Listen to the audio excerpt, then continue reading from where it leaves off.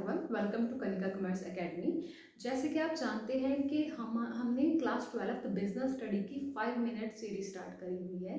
तो आज का हमारा 5 मिनट सीरीज का टॉपिक है Henry Fayol's 14 principle of management. ठीक है, ये हमारे 14 प्रिंसिपल जो बहुत इंपॉर्टेंट है आपके पेपर पॉइंट ऑफ व्यू से। ये किसने दिए थे? हेनरी फ्योल ने दिए थे। चलिए जल्द से स्टार्ट करते हैं। ये क्विक रिवीजन वीडियो होगी, मैं कुछ भी ज़्यादा डीप में नहीं जाऊँगी, सिर्फ ये एक रिवीजन वीडियो है, याद रखिएगा।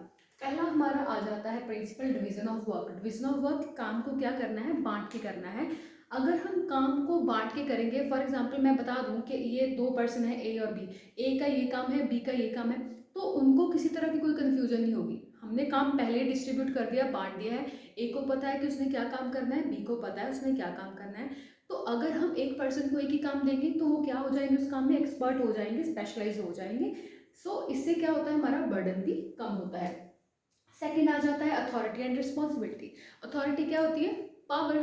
ठीक है, किसी भी चीज़ को करने की, कोई भी डिसीजन लेने की पावर। रिस्पॉन्सिबिलिटी कि किसके ऊपर जिम्मेवारी है, किसने क्या कौन सा काम करना है। सो ये प्रिंसिपल क्या कहता है?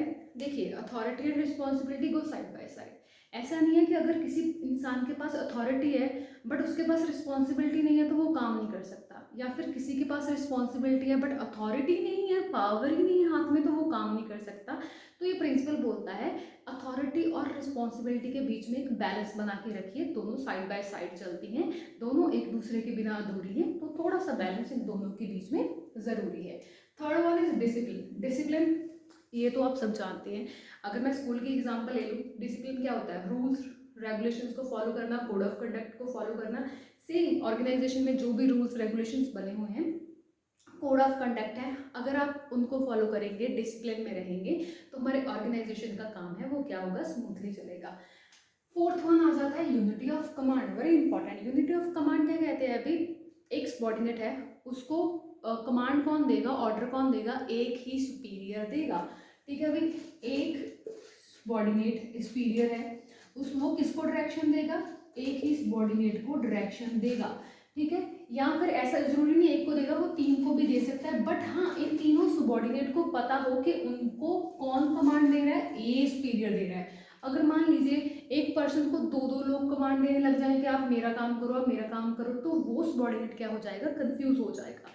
सो यूनिटी ऑफ कमांड क्या कहता है? एक पर्सन को एक ही जाना कमांड दे, ऑर्डर दे, तो वो क्या होता है? एक कंफ्यूजन, एक डिस्प्यूट्स अराइज नहीं होते हैं, स्मूथ सा वर्क चलता रहता है, अच्छे रिलेशंस बनते रहते हैं। ठीक है, मतलब सबॉर्डिनेट को पता हो कि उसका सुपीरियर कौन है, उसने किससे डायरेक्शन लेनी है, किससे कमांड लेनी है, sorry. And fifth one is unity of direction. Direction क्या होती है? हमारे गोल को अचीव करने के लिए जो एक प्लान बना है, हमें उसी की डायरेक्शन में काम करना है। अगर हमें पता है हमारी ऑर्गेनाइजेशन का क्या है, एक प्लान है, तो हमें एक ही डायरेक्शन में वर्क करना पड़ेगा। ऐसा नहीं है कोई किसी डायरेक्शन में काम कर रहा है, कोई किसी डायरेक्शन में काम कर रहा है, तो ऐसे हम हमारे ऑर्गेनाइजेशन के गोल को अचीव नहीं कर सकते। एक प्लान है तो डायरेक्शन भी क्या होनी चाहिए? एक ही होनी चाहिए।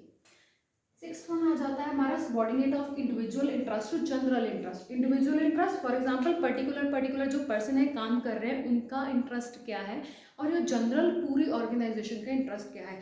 अगर हम इंडिविजुअल इंटरेस्ट और जनरल इंटरेस्ट को क्या कर दें, मिला दें, सब कुछ हासिल हो जाएगा। अगर हम जनरल इंटरेस्ट को मेन मोटिव रखेंगे, इंडिविजुअल वालों को इग्नोर करेंगे, तो हमारा काम नहीं चल सकता। इंडिविजुअल वालों को और जनरल वालों को, मतलब एम्प्लॉयज़ को और पूरी ऑर्गेनाइजेशन को अगर एक साथ लेकर चलेंगे तो हमारा जो ऑर्गेनाइजेशन का गोल है वो बड़े अच्छे से अचीव हो जाएगा। ठीक है। Remuneration of person. रेम्यूनरेशन क्या हो जाता है? सैलरी। एम्प्लॉयज़ काम कर रहे हैं, अगर हम उनको अच्छी फेयर सैलरी दोगे, उनके काम के मुताबिक सैलरी दोगे, उन्हें रेम्यूनरेशन दोगे, तो वो क्या रहेंगे? मोटिवेटेड रहेंगे, खुश रहेंगे, अच्छे से काम करेंगे। एट्थ आ जाता है सेंट्रलाइजेशन एंड डिसेंट्रलाइजेशन। सेंट्रलाइजेशन क्या बोलती है? कि पावर कुछ लोगों के हाथ में होती है। डिसेंट्रलाइजेशन मतलब पावर बांटी हुई होती है, अलग अलग डिपार्टमेंट को उनकी पावर दी हुई होती है। अब ये प्रिंसिपल क्या कहता है? सेंट्रलाइजेशन भी अकेली अच्छी नहीं है, डिसेंट्रलाइजेशन भी अकेली अच्छी नहीं है, दोनों का बैलेंस बनाइए। जहाँ पर ज़रूरत है पावर कुछ लोगों के हाथ में रखने की, पावर कुछ लोगों के हाथ में रखिए। बड़े डिसीजन अपने हाथ में रखिए, छोटे छोटे बाकियों को दे दीजिए, दोनों के बीच में balance. Principle of scalar chain क्या बोलता है? हेनरी फ्योल क्या बोलते हैं इसके बारे में? एक पूरी चेन होनी चाहिए। रुकिए एक सेकेंड। फॉर एग्जाम्पल एक पूरी चेन होनी चाहिए ऐसे ट्रायंगल की शेप में। ठीक है, ये क्या होता है कि अगर एक पर्सन ने कोई ऑर्डर पास करना है, ठीक है, तो वैसे एक चेन में वर्क करेगा, ठीक है, चेन में वर्क करेगा, तो ये चेन टूटनी नहीं चाहिए। अगर पहले यहाँ पर ए है तो वो फिर बी से कांटेक्ट करेगा, फिर सी से कांटेक्ट करेगा, तो ऐसा नहीं है कि ए सी से कांटेक्ट कर सकता, मतलब एक चेन है वो बनी रहनी चाहिए। बट अगर कभी कभी क्या आ जाए, इमरजेंसी आ जाए, तो उसमें क्या आ जाता है, गैंग प्लैंक आ जाता है, ठीक है, गैंग प्लैंक आ जाता है। गैंग प्लैंक क्या बोलता है, अगर आप सेम लेवल में वर्क कर रहे हो, फॉर एग्जाम्पल ए और ई सेम लेवल में वर्क कर रहे हैं, तो आप आपस में क्या कर सकते हैं, कम्युनिकेट कर सकते हैं इन केस ऑफ इमरजेंसी, ठीक है। प्रिंसिपल ऑफ ऑर्डर, अभी ये ऑर्डर वो नहीं है किसी को ऑर्डर देना, वो ऑर्डर हम कमांड में बात कर चुके हैं। ऑर्डर का मतलब क्या है, जो एम्प्लॉयज़ हैं, जो मटेरियल है वो अपने अपने ऑर्डर में होने चाहिए। हर इंसान की हर मटेरियल की एक जगह फिक्स होती है, तो अगर वो इंसान को उसकी जगह पे लगाया जाए, एक सामान को उसकी अपनी जगह पे रखा जाए, उसके एक ऑर्डर में रखा जाए, तो सब कुछ अच्छे से होगा। तो हर चीज़, हर सामान, हर पर्सन अपने अपने ऑर्डर में रहनी चाहिए। प्रिंसिपल ऑफ इक्विटी, इक्विटी मतलब इक्वालिटी। अगर आप सबके साथ इक्वल बिहेवियर करोगे, काइंड रहोगे, जस्टिस रहोगे, तो वर्कर्स भी खुश रहेंगे, आप भी खुश रहोगे। Stability of tenure of personnel, tenure of मतलब टाइम पीरियड ऑफ पर्सोनल। ऐसा नहीं है कोई पर्सन आया 1 महीने में चला गया, दूसरा आया 3 महीने में चला गया। ऐसे कंपनी की, ऑर्गेनाइजेशन की क्या होती है, रेपुटेशन नहीं बन पाती है। तो उनका जो टेन्योर है, टाइम पीरियड है, उनको थोड़ा स्टेबल करिए कि वो टिके रहें, आपके पास काम करें, ठीक है। इनिशिएटिव, इनिशिएटिव होता है पहल, ठीक है। अगर आप अपने एम्प्लॉयज़ को भी अपॉर्चुनिटी दोगे कि ये डिसीजन आप लोगे, ये डिसीजन आप लोगे, तो उनमें एक सेल्फ मोटिवेशन क्या होती है, अगर होती है, तो वो क्या होगी, अगर वो इनिशिएटिव लेंगे, वो खुश रहेंगे कि उनको भी अपॉर्चुनिटी दे रहे हैं, अच्छा काम होगा। स्पिरिट देखो सिंपल है, आई को वी में चेंज कर दो, मैं कुछ नहीं कर सकता, हम मिलकर सब कुछ कर सकते हैं। आई को वी में कन्वर्ट करोगे, स्पिरिट होगी मतलब कोऑर्डिनेशन में, कॉपरेशन में, सब मिलकर काम करेंगे, अच्छे से अचीव हो जाएगा सब कुछ।